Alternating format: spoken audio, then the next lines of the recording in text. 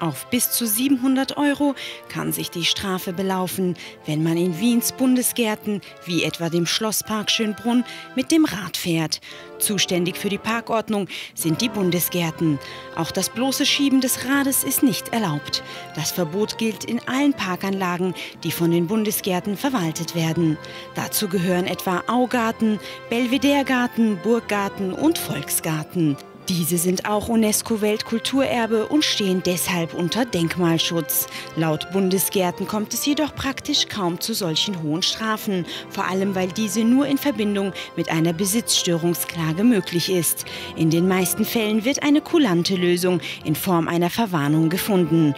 Vor allem bei Kindern drücken die Parkwächter öfter ein Auge zu. In Anbetracht der Höhe der Strafen sollte man es aber lieber nicht darauf ankommen lassen.